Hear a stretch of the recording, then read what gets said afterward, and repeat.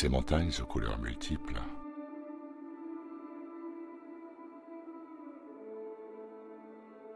ces restes de ce qui fut bien vivant, gigantesques arboricoles, gigantesques créatures.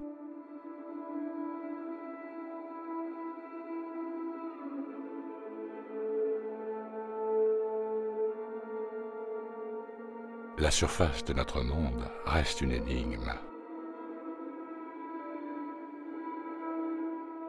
Ces vestiges se révèlent aux non-sachants. Toutes ces merveilles avouent la puissance de ce qui nous dépasse. Les images parlent.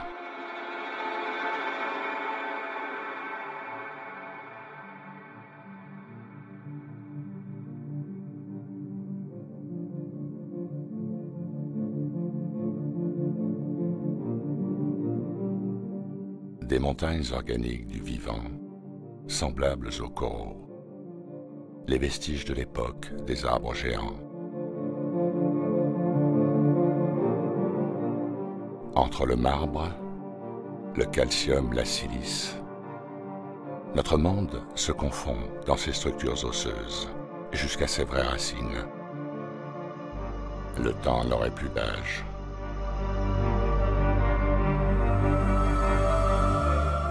Aurions-nous négligé le concepteur?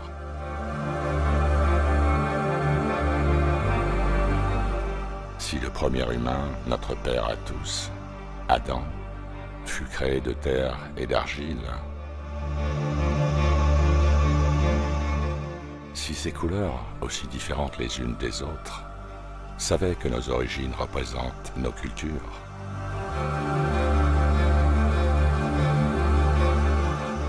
comme nos propres races,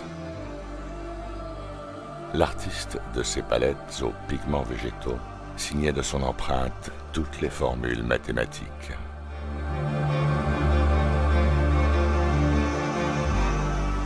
Au soleil levant de ces sources, l'Iran dévoile ses racines d'arbres géants.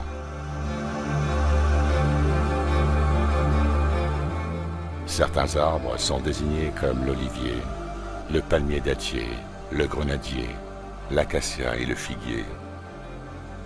Mais d'autres, comme l'arbre du paradis, n'y sont pas identifiés. Nous vivons une époque où nous découvrons que ce qui nous fut imposé ne représente pas la réalité. Trop d'incohérences, trop de divergences. Les mots et les termes employés nous mènent vers des voies sans issue, qui nous ramènent au point de départ.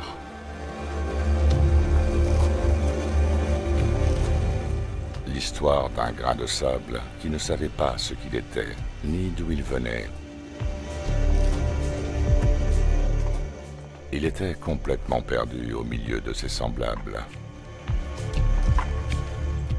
Son histoire est choquante, éprouvante, tant par sa propre division, sa réduction.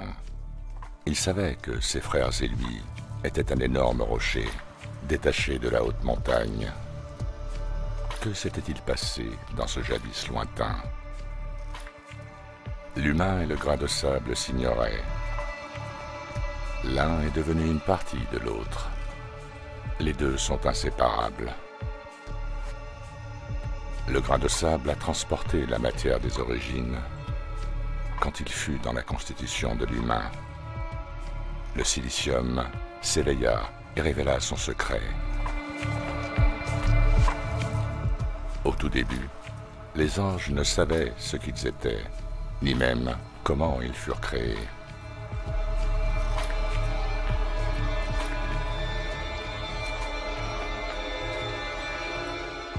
Sommes-nous le fruit d'une création? Sommes-nous les petits-enfants d'un père innocent, Adam? Si tel est le cas, nous sommes bien plus que ce que nous pouvons imaginer. Les réponses sont toutes autour de nous. Qu'avons-nous loupé? Qu'avons-nous fait pour mériter de telles injustices?